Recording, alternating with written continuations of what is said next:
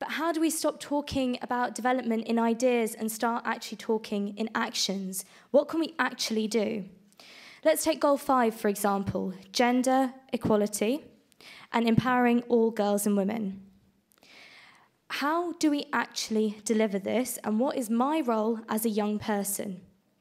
Well, before I even knew about the post-2015 agenda or the Sustainable Development Goals, in June I founded my own programme called Educate to Eradicate. And what we do is deliver training to teachers on the issues of female genital mutilation and child and early forced marriage. We also do workshops with children to empower them as well so that they can start leading on those issues themselves. And it's a grassroots programme. We've only just started and we haven't got too much to do yet, but we're hoping that that's going to build. But we have this misconception that FGM isn't an issue in the UK. Do we really think this? Do we really think this isn't an issue in Europe?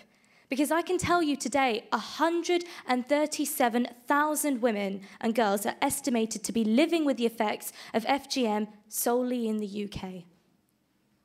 I'll give you a second to just absorb that phenomenal information.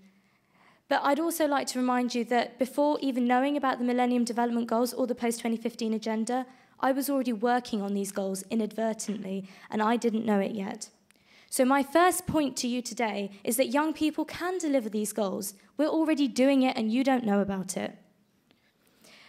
Before we came here, we had a youth summit in London that was hosted by the Department for International Development and Restless Development. And it was about bringing young people together that were already working on development issues and telling them about the Sustainable Development Goals, getting their messages so that Rona and I could be talking about them in New York. Because we know that knowledge is power, and we know that once we unite together under a common framework, we can be even more successful than we were previously when we were working on it individually. So that's my second point. Let's work with government. Let's take them on as our partners and let's collaborate with them. How can young people implement these goals nationally? Well, you can have a panel of young people, one per each Sustainable Development Goal, to not be their ambassadors, but to be a link between young people and disseminating that knowledge, but also working on a national level with ideas to implement them. With collaboration, a partnership of mutual respect, understanding.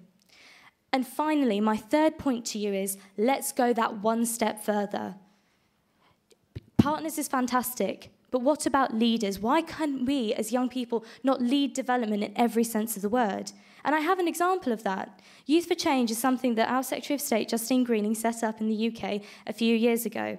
And we are so youth-led to the point that we are 8 young people, part of a coalition. We all come from different places, and we have youth advocacy coordinators and supporters that support us. So we write our own terms of reference. We control our budget. We have a look at what we do, and we decide on what we want to do as Youth for Change. And that's the point that I would like to leave you with today. We can only achieve these global goals together. We know that. We've been talking about partnership. Partnership is the 17th goal. You need young people as your partners. We can do it, and you know we can do it. Thank you.